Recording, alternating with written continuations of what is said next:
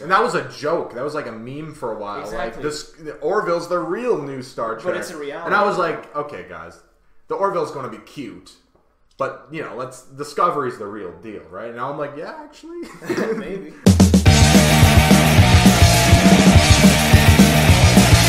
All right, what up, cunts? Welcome to another movie talk show, episode 2. As if there weren't enough already. Yeah, so we got some topics here, mostly TV stuff. Yeah, because there's no movie news, and we didn't see any movies over the past since Mother. There's been shit. Like what's come out? Flatliners. I think Kingsman. Oh, yeah. But I heard bad things. So okay. We didn't see that. So there's a lot of TV shows though that have been happening over the past few weeks that we've been really excited about. Yeah. So I guess the first one is one you're a big fan of. Yep. That I've seen a few episodes of. Yeah. Okay. So that's South Park. South Park's my favorite show of all time. I fucking love South Park. I've been following it since I was a kid. You know, I've been on board for a long time. I think it's a genius fucking show in its prime. Matt and Trey are basically my heroes. And yeah, so I've loved South Park. You just kind of got into it somewhat recently. Last season was the first one he watched, which is just tragic. That's like the first Star Wars movie you see is The Phantom Menace. That's what that's like doing. So I guess South Park has been having some trouble, in our opinion at least, as of recently. Yeah. So the show, in my opinion, as a hardcore fan, was great almost from the beginning to like season 19-ish. I mean, there was a couple, hills and valleys before then. Like 18 was good, not great, and there was a couple other seasons that were like, maybe like when they dropped down from like 13 episodes to 10 episodes. I think that's kind of when it got a little wonky, but it was still really good. The first like 5 seasons are good, but like the show didn't really get great until season 6. So about season 6 to like, let's just say 19 for the sake of argument, it was like some of the best comedy television of all time. Like It was so fucking funny, the show, and it was smart too. Like it was actually like socially relevant, well written. Yeah. It was edgy as fuck. It was a great series. It was up there with like some of the best in my opinion. Yeah. And season 20 is when you came on, so I think that's probably a good place to start off with how we feel about what this series has been lately. Yeah. Season 20 was a mess, and even Matt and Trey. Yeah, I think they know that. They've admitted that the series was a mess. If you listen to the commentary of that season, they're just like, yeah, fuck this season. They didn't flat out say this season sucked, but it was mostly just like, we don't want to talk about it. It was just kind of like a rough patch or whatever. Yeah. And so, it was pretty disappointing for me to watch that season, because I was just like, oh man, like it was hard to face the reality that South Park might be past its prime. And that was just a hard thing for me to face, because I love that show so much. And, I'll always love it. It's like it's my favorite. But, it was basically like what people who were fans of The Simpsons back in the day kind of had to face. Where, like, at a certain point, man, this might be it. And they lasted fucking 20 seasons. Like, that's crazy for a show. I can't believe that. Yeah. So I was kind of like a bit disappointed. I was like, okay, maybe time to pack it in. It kind of sucks. But, it was only one season. They might turn it around. And so I was actually really excited for this season 21, because they kind of seemed like they were self-aware of the fact that, the last season wasn't very good. And I saw an interview with Trey Parker where he said, I just want to get back to like, Cartman fucking with Butters and just classic South Park shit. Yeah. And so they start the first episode. I'm super pumped to watch it. I'm like, oh, they're going to talk about the white supremacist rallies. All this is going to be great. It was exciting. And the episode was not good. No. I was like, there's like a couple chuckles in it, but it wasn't really that funny. Yeah, I can't remember anything about it. I did laugh when the rednecks say, they took our gerbs! Like, that always makes me laugh, but that's like an old joke. Like, that's like a reference to an old joke. So, I don't even know if I can give them credit for that. It's just something that good they came up with back in the day. Exactly. It was just a weird episode. Like, it wasn't funny.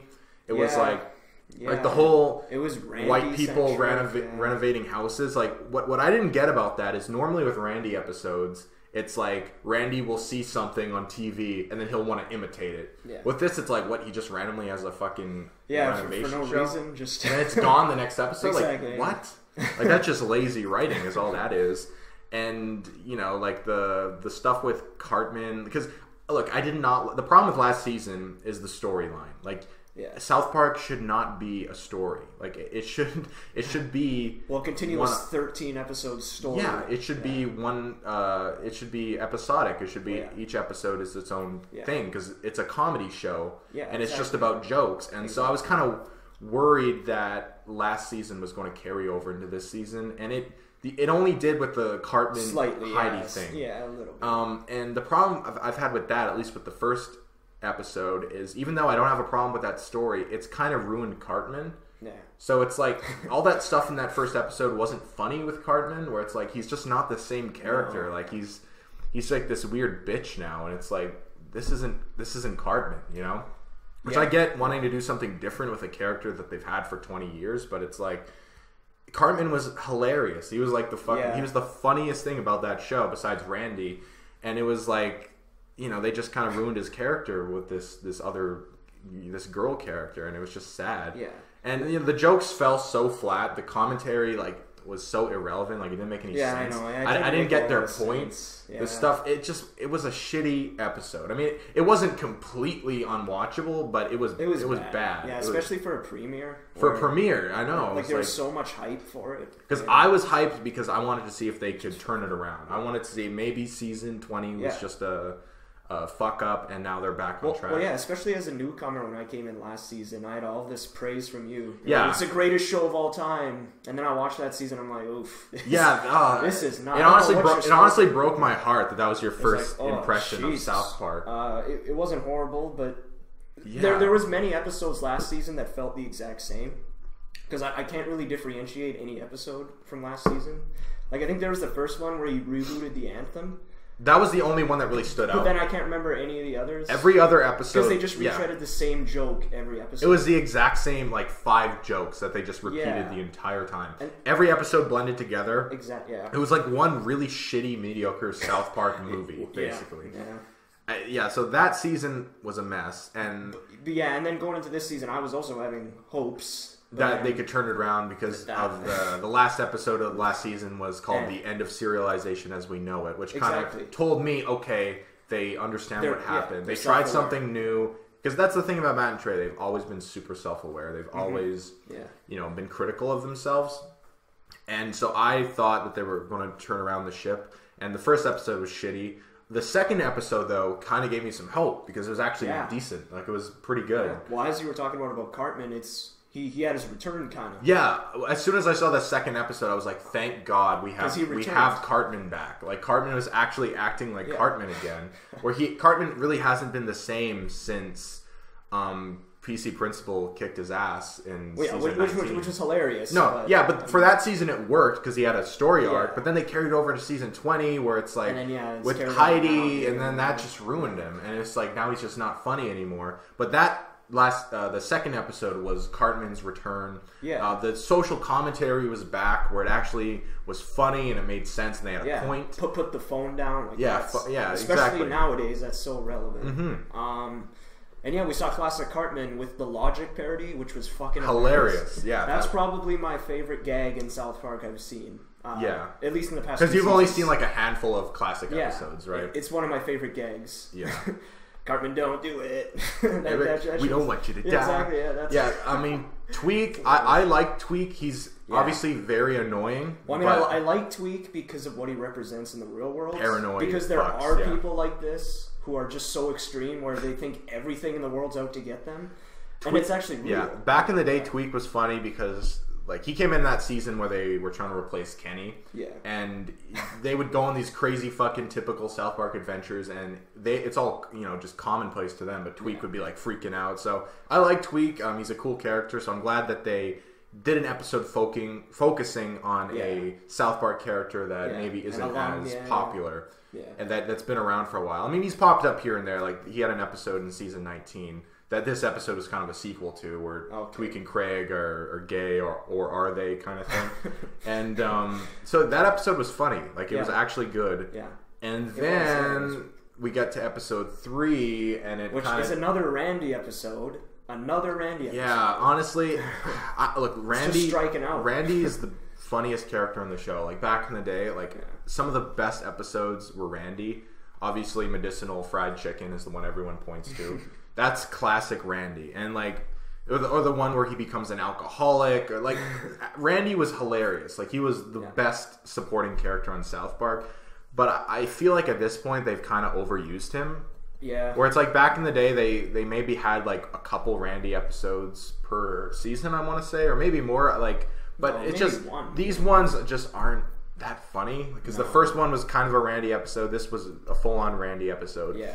And it's just the problem is Randy's kind of acting weird, where it's like they're not explaining why he's having these changes of perspective. Of mindset, Yeah, where they didn't explain why he has a home renovation show. They didn't explain in this one why he cares so much about Columbus or anything. That didn't make any sense. He was kind of just outraged. Unless the implication is that he's still PC, because he becomes PC that's right. season 19. Yeah, so I was thinking that might be it. Maybe, but if that's it, they didn't make it very clear. Yeah. To me, the only... joke that really made me laugh was when they were making fun of those Ancestry DNA test ads. Oh yeah, where it's I'm 13% victim. Oh yeah, that's right. That was funny. That was hilarious. Yeah. Because you do see those ads on TV. It's like, find out who you are. Yeah, exactly. Yeah. And it really does seem like just an excuse for people to say, hey, I'm not a white guy. What do you mean? Exactly. I'm 2% native. Yeah, exactly. So that was funny, and it was topical, and it felt like classic South Park. But my issue is really just Randy's motivations didn't make any sense. Yeah. And it just seemed like kind of a stupid play. I like the idea. It's a good idea. Like, that debate is kind of a funny thing for them to be ripping on. But the way the story was constructed, it just didn't make any sense. And, just to showcase how lazy the writing of the show has been as of late, you had that one part where the kids are on the phone, and they're fucking with the guy who took away their holiday, and Kenny's on the phone, and you can hear his voice clearly on the other end. I noticed this, and it's why isn't his voice all muffled like it always is? So it's almost like they've just stopped trying. It's like you're not even thinking, So. Well, yeah. I mean, even the joke where I think he calls people in Columbus, and he just says, "Hey, you're a fucking idiot." It's not funny. It's not funny. Because that's kind of Family Guy-ish. That's a big complaint you have about that show. Is it's just stupid, and that's what South Park is to me. The past 2 seasons, it's really just dumb. I mean, look, South Park's always been fucking stupid, but it's been so stupid. There's been no point to it. Yeah, that's the issue. Week to week, and it's just stupid. Yeah, it's just become Family Guy basically, where it's there's nothing clever or funny or edgy about it. It's just kind of dumb jokes. And I mean, that's why we like the second episode so much, because they actually showed kids getting run over. Yeah, it's edgy as hell. That's why I liked it. Yeah. But, just to showcase one joke that really made me cringe is when Randy's on the statue, he's like, let's take him down, and that was kind of funny, but when he falls he goes, whoa, and it's like, really, you're doing a dumb slapstick joke that stupid? Jesus. And I'm just like, this show has really lost it. So honestly, I think it might be just an issue of the show being on too long. I think 21 seasons is pretty fucking long. I'm shocked. I mean, so it could be that. We'll see how the season goes. I still have some hope. Where I'm like, it could be good, but it seems like it's really hit or miss. This is kind of what The Simpsons was like back in season 11 or season 10 to 14 of The Simpsons was kind of there's some funny jokes, but it's not really that good. It hasn't reached full fuck you territory yet, but it's not good. Yeah. So it could be. I think that's where we are with South Park right now, and I think it might be time to end it. As sad as that is for me to say, but if it doesn't turn around and get back to at least half of the quality that they were at back in the day, because look, I mean, the golden age of a television show you can never really go back to. So so they don't need to be there again, but if it's at least good, it needs to justify still existing to me. Yeah. That's the problem with The Simpsons, is it doesn't justify. Yeah. If The Simpsons was still on and it was funny, I wouldn't have an issue, but it's on and it's not funny, and I don't want South Park to be that. So I'll give you guys a little bit more time, Matt and Trey, but as a hardcore fan, diehard fan who fucking loves you guys, I'm kind of losing patience a little bit because Yeah. it just doesn't seem like it's nearly as funny as it used to be. Yeah. So I guess the second TV show we have now is my boy Seth MacFarlane's new sci-fi comedy drama show, The Orville, which is a TNG kind of homage. Star Trek Next Generation ripoff. It's a ripoff. It's what it is. Okay, so Seth MacFarlane in general. This is kind of the opposite of last situation because you are a fan of Seth. Yeah, I'm a fan of Seth. You're a big Family Guy guy. I like Family Guy fan. Yeah, in its prime, I think Family Guy is amazing. In its prime. Yeah, see, I never cared for Family Guy, nor did I care for any of his other shows. Like, I didn't like American Dad. I love Ted. I didn't like Cleveland Show. Ted was the only thing Seth MacFarlane made that I actually really liked, outside of some episodes of Family Guy. Because Family Guy does have good episodes. Yeah, you can't just write it off completely. No, I used to do that. I used to fuck that show, but there's some good episodes. Back to the Pilot, I love that episode. And there's other ones where I'm like, okay, that's good. And, you know, Family Guy to me is like good background noise where you just kind of put it on. You know, it's a stupid, dumb watch where it's just, there's a couple funny little jokes that are so fucking stupid, but you still laugh at them. Yeah. It's like that kind of show, and occasionally there's episodes that I'm like, okay, that's actually really good comedy writing. Yeah. But overall, I was never a huge Seth MacFarlane fan. Ted 2 is okay. I don't love it, but Ted 1 I love. And A Million Ways to Die in the West sucks. That movie sucks. And he hasn't... I think he did like that Border Town show or whatever. Yeah, or produced it or something. That was like bad. I didn't see that. And yeah, Cleveland Show failed.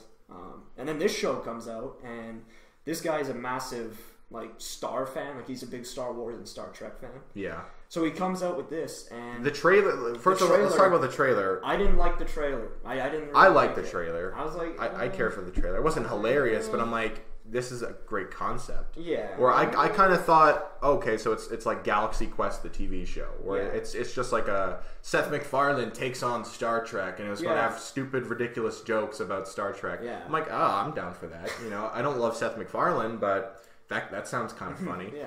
And then Seth MacFarlane came out and said, it's actually not like that. Like, it's not just a comedy show. It's actually a serious science fiction show. And so I'm like, that's actually cool, you know? Yeah. Especially at this point, we're having some, you know, problems with Discovery, or I had some concerns about the direction of Discovery. I'm like, it might be cool if Discovery fails. At least we'll have something that is kind of actual Star Trek. And so the first episode aired, and we both didn't really care for it. Yeah, I think he saw it live. I watched it, I think, the day after, and it was really underwhelming because I was like, wow, this is what the trailer promised to me. It's kind of shitty. You know, it was kind of shitty jokes, and it was like slow, and it was boring, and it was like, this isn't funny. Is this Star Trek, or is this Galaxy Quest, or like Spaceballs? Like, you have to choose one.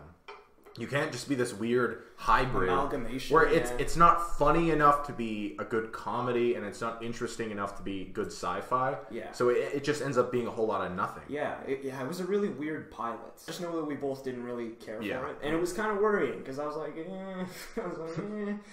but then we saw it second week. And I kind of felt the same way with that episode. I was like, this was our disagreement. I really liked the second episode. I mean, I saw it. I kind of saw it. I think I was like studying or something, so I wasn't watching it fully. Yeah. But I didn't really care for it all that much. I really liked the second episode. Yeah. And you told me going in, I didn't really care for it, so I'm like, okay, we'll see. And I really liked it. Like, I loved the whole thing of them in like a zoo or whatever of like this species that, since they're so far advanced, they think they can just like use other species that are less advanced than them however they like. I thought that was cool. It was actually, you know, some good sci-fi shit. The comedy was a little bit better, and overall it wasn't the best episode of the Orville, but it was good. Like, it was at least good. I'm like, okay, this would be like a decent episode of like Voyager or something, you know, where it's kind of your average good Star Trek episode, good not great type thing. Yeah, sure. So I liked that a lot. Yeah, I don't have much to say about it. I did like elements of that episode, and I thought it was better, but I didn't think it was all that much better. But I guess that leads us into the third episode, which is awesome. Like, the third episode was really good. Yeah. Really fucking good. With our boy Worf, or Bortus, I guess. Bortus. He's basically Worf. He's basically Worf. I thought it really was one of those classic Star Trek morality plays where it's like, hey, here's a moral issue that kind of relates to something we're dealing with right now. And this is kind of this sci-fi, commentary on this issue. And in this case, it's like transgender / altering babies when they're born, like circumcision. Exactly.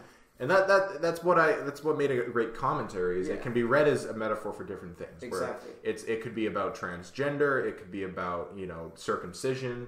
So yeah, exactly. It was really smart commentary. It reminded me of like Measure of a Man, or like any of those classic Star Trek. I guess that episode, The Outcast. That's the episode is very similar to The Outcast to the point where I'm like, is this kind of a ripoff? It's sort of a ripoff of The Outcast, but honestly, I've been craving this type of storytelling so fucking badly that I'm gonna give it a pass.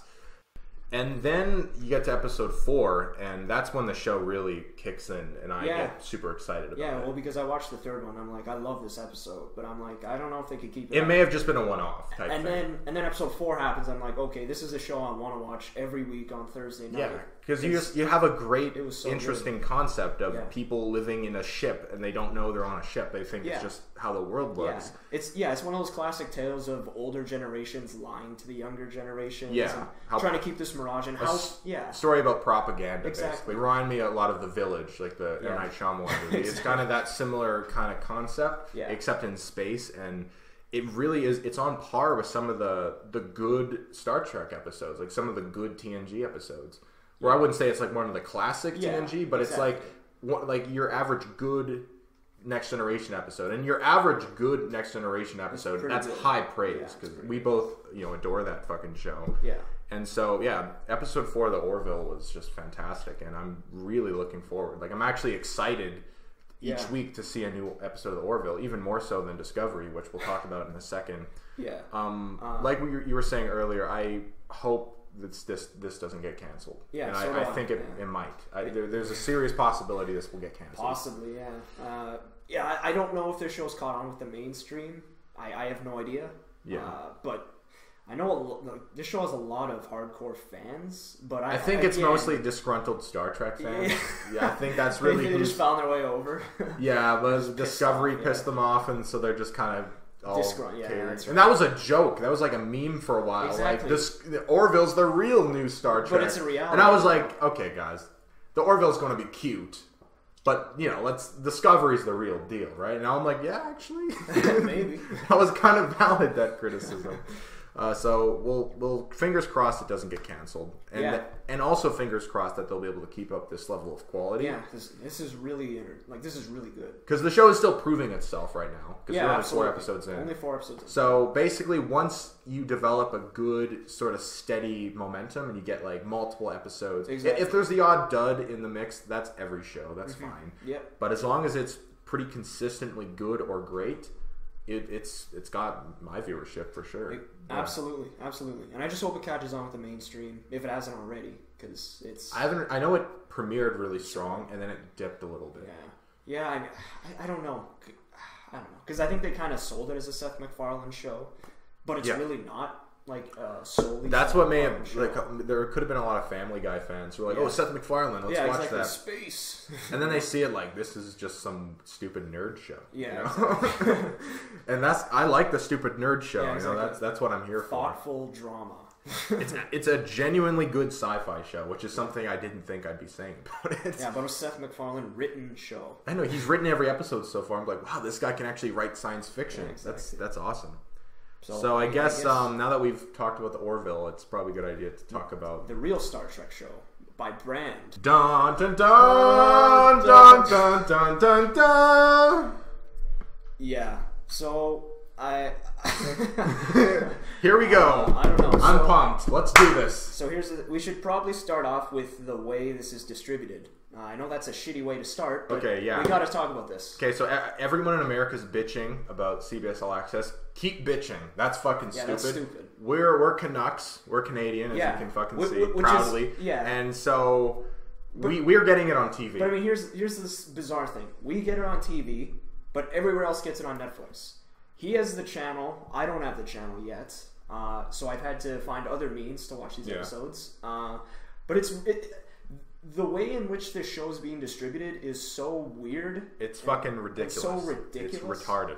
It is like because it's on Netflix everywhere else, but then here it's on Space. It should just be a Netflix original. And then it's on CBS TV. All Access. Like, it should be on CBS. It should be on CTV. Yeah. And if you're too much of a bitch to put it on TV, put it on Netflix. Exactly. Everyone's got Netflix. That's the street. We've all come together as a civilization and have deemed Netflix the king. The king. This is our choice fucking streaming service. We don't give a shit about your other CBS fucking All bullshit. Access.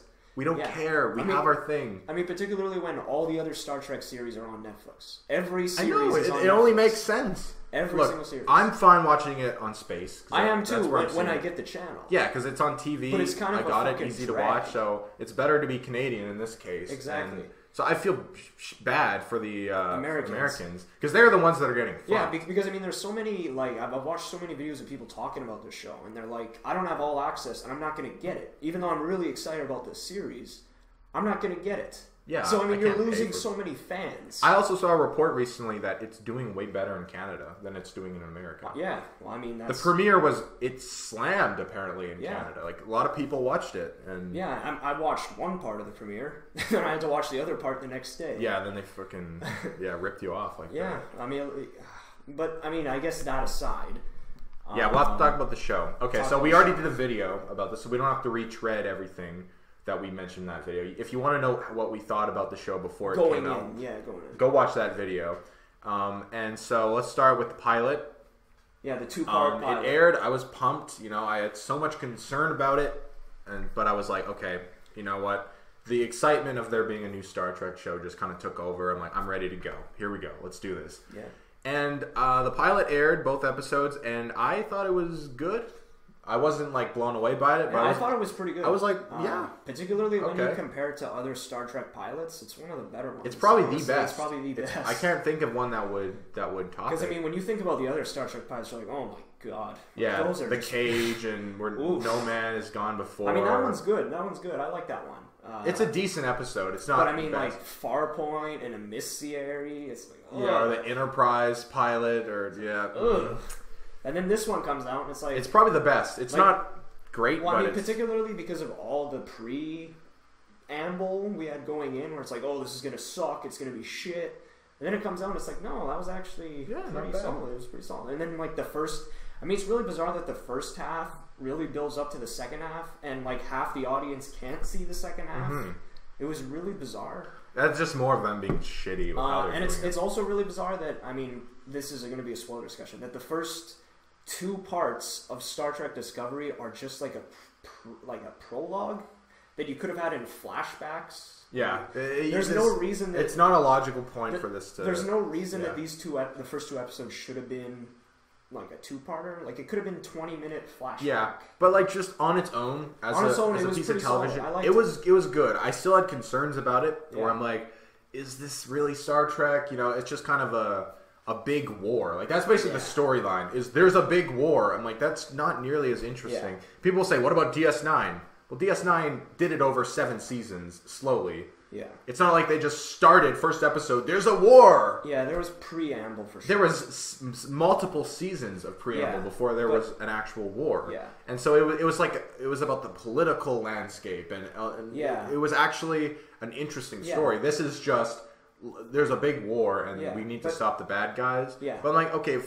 we need to stop the bad guys, there's a big war show. This is decent. It was pretty solid. Like I mean, like it's so beautiful. Like, so beautiful. It looks good. Yeah. And, and I thought the second episode was actually pretty solid. And I thought some of the more intricacies of it were pretty cool. Like I thought Michael was a decent character so far. At that point, I thought Michelle Yeoh was okay as well, but it was so telegraphed what was going to happen to her character. Yeah. No, we were calling that. I think in the first video, in the first video we made, we actually made a joke about she'll die in the first episode, and she did. And and then the Klingons, like I have an issue with that. I still don't like that. I'm okay with. They're not Klingons though. But the problem is they're introduced, and then the leader is killed off in the second episode. And it's like, wait, what? Yeah. Like to Kuvma. Well, I guess the idea is he's going to be a martyr now. Like he's going to be like the Kalis or whatever. My issue with them is not only do they not look like Klingons, which I know they've changed the Klingons multiple times, like to a large extent.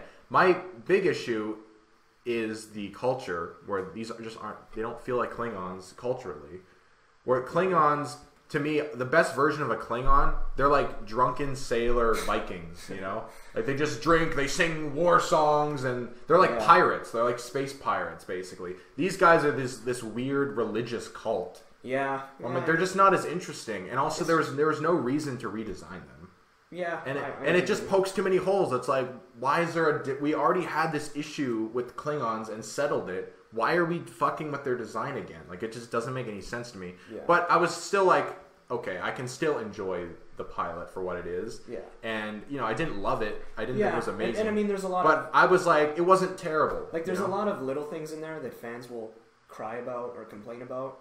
Like the Vulcan hello is the Vulcans shooting first, which I heard that and I'm like, that's kind of interesting because wouldn't that be logical against a war mongering basically race? The idea is the first time, because the Vulcans are pacifist, that's in their culture. Okay, that's in their culture, but at the same time they're logical. Exactly. Basically what they said is they at first they didn't attack the Klingons and then they got fucked by it, and then the second time they decided, okay, Klingons will deem you honorable if you attack first, and then they'll leave you alone if they think you're honorable.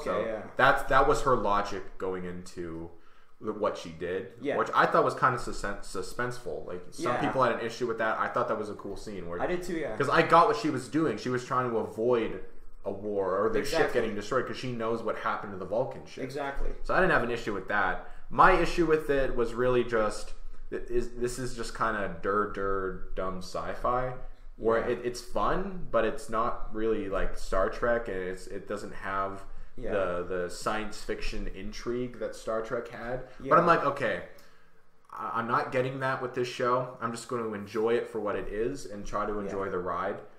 So I was intrigued by the first two episodes. I was excited. So after the first two episodes, I had a lot of hope going in. And then the third episode premiered, and I liked the episode still. I don't know. I don't think it's nearly as good as the premiere, though. It's very weird. Like, it's a very weird episode. I think that it's not that it was a terrible episode. It's just this episode confirmed a lot of my fears about the direction of the show. Yeah. Where I kind of had hope that maybe the pilot was just like a 2-part cold open, and then you get on the Discovery, and now it's Star Trek. But it's still not Star Trek, and it's even less Star Trek than the first two. Yeah. Well, like, this is just a cold, cynical war drama that doesn't have anything that made Star Trek cool. Or, you know, not cool but in the literal sense, but, like, cool to me, at least, you know? Like, well, I mean, I think it's such a... I don't know, like, it's so bizarre. Like, it's such a give and take thing, because... I love that this Star Trek show is different in every way. Yeah, we couldn't just do another... I love that it's a serialized, week-to-week, you know, like, cliffhanger. That's what we needed, because, you know, we've already done multiple shows of just a crew on a ship. If they just did that again, and just did the Orville, it's like, you know... And I mean, I like the fact that this episode had, like, a horror thing, but I also don't like that. It's very weird. It was a mixed bag. Because I like the fact that, again, it's different. It had that horror moment with that creature, but it was also stupid, and it was kind of out of nowhere. Yeah, I hated that scene. What's going on? I was like, this reminded me of Star Trek 09 when Kirk fights the fucking stupid monster for no reason. Yeah, that's right. And they're like, look, we're homaging TOS when Kirk fought monsters on that. But it was always part of the story for the most part. It wasn't just like, let's do a random punch out. Yeah. It was always related to the story. Yeah. It wasn't like that scene, you could have cut it. Like, there was no... It had no relevance to anything. Yeah, they were kind of just on the ship, and it was like eating Klingons or something. And it was so dumb. It was like out of a dumb action movie. And the episode itself, like, it's not that it was bad. It moved the story forward. Of now she's on the Discovery. Everyone hates her. Like, how is she gonna make her way back up? But it feels cynical. I think that's the problem. Not that it feels dark, because Star Trek can feel dark. DS9, but it feels cynical. It doesn't have the core philosophical elements of Star Trek. Yeah. Well, I mean, this is the tough thing, is the fact that they had 2 episodes to set up that didn't really affect anything, and then now they have another setup. So this is essentially a third pilot. Yeah. In a lot of ways, where it's like the show hasn't really started yet. Yeah, and in a lot of ways, it can reach a hopeful point eventually. It's like we're 3 episodes in, and I don't think I've seen an episode. Yeah, yet. Like it feels very. Yeah, it's very bizarre because I mean, here's the thing too. I think Star Trek can work at any time, but it's also 2017, and you got to recontextualize it somewhat. Yeah, which is fine. It has to build up to. I think you can do it. My evidence that you can do Star Trek that isn't cynical and dark in 2017 is Star Trek Beyond. Yeah, I guess. Yeah, like that show. I mean, that movie kind of captures the feel of Star Trek. Yeah, I guess. Why can't you do that? You know, something a little bit more. Yeah. Why can't there be? That's the problem with films and TV in general. Why can't it be fun anymore? You know, like why does everything have to be fucking dark and depressing? And Star Trek should be the contrast. I saw an interview where they're like, "Well, things are so shitty now because Trump's president." Star Trek has to reflect that. I'm like, no, Star Trek should reflect that by being optimistic. No, like First Contact. No. Yeah, no, but it Star Trek should contrast that. Like, should it not? Doesn't that not make sense? Like, hey, let's be bright, and you know, it doesn't have to be like TOS, but at the same time, I get this is the landscape of television, so I can live with it being dark. DS9 was dark, but DS9, at least, you know, it used the core principles of Star Trek to the show's advantage by flipping them, and it's basically like, okay, everything's all fine and dandy, but what happens when Starfleet goes into a violent situation? How do the principles of Starfleet really react under pressure? Well, here's the thing. Again, here, it's like they've forgotten about all that stuff, and it's just, hey, there's a big war, and let's, you know, it's like a big action war show, and it's like, how is this Star Trek in any way? Well, I mean, again, we're 3 episodes in. If you were to tell me what's DS9 3 episodes in, I'd say it's TNG Light. It's like a really shitty TNG episode. But and this is 3 episodes in, so I don't know if it's fair to. But the difference is we're in a different context with this. We're talking about a season that's a one story thing. Sure, so but it could build. Every episode matters more than. Again, I'm not writing off the show by any means. Yeah. I think it could get good. I'm just concerned as fuck. Like, I'm just like, because it's not Star Trek, the original continuity, the old shows, like it just made my imagination run wild of just thinking about how fascinating this universe is. This doesn't feel like that. It feels boring. It feels stale. Where I'm like, it's a decent sci-fi action show, but it's not. It doesn't have any of the intrigue that the original. Because I love the diplomacy of Star Trek. I like, you know, looking at all these different species and learning about their culture and how do these different species all work together, and how do you figure out how to put your differences aside and work with, you know, species that have maybe principles that you disagree with, and that was what was interesting about Star Trek to me. Yeah. And, you know, obviously, also the characters are a big thing. This show has some decent characters. Saru's a good character. Yeah, Lorca is a very interesting character. The captain. Oh, he's for sure. Very interesting. He's like the Cisco taken even farther. Yeah, Cisco was good because he was sort of like the shady type guy, but he's willing to do literally anything to get ahead. This guy is even further than that. Which I like that. So the captain's good. Michael is kind of an issue for me. She's not a terrible character, but she's not particularly interesting to the point where I wish the show was focused on the captain. Honestly. He seems like a more interesting character than Michael. So I mean, I get why she's so down. But well, obviously, I mean, she obviously feels the guilt of what she couldn't do, I guess. Yeah. Saving the Discovery, and everybody coming up to her saying, you killed this, you killed this. She has the exact number implanted in her head, where she's like, I killed this many people. Yeah, which I get that. It's kind of, you know... It's cool, but I mean, fine. Like, there's just not much to her. And I mean, I think so far that's kind of what we've seen on the shows. There's just not much to it so far. And I mean, again, it's only 3 episodes. That's exactly the issue with Discovery, is there's nothing to it. Like, there's no intrigue, really, at this point. Where well, I mean, like, there's a somewhat interesting... I'm interested to see where it goes, but I'm not really... Like, if I didn't know what Star Trek was and I watched this, I'd be like, that's a generic war show in space. Well, and that's why... But, you know, the only reason I'm excited about it is because I'm a Star Trek fan, and I want to see... I just like the Star Trek universe, and this is technically in the Star Trek universe, even though it doesn't feel like it at all. Like, which, again, I'm not saying...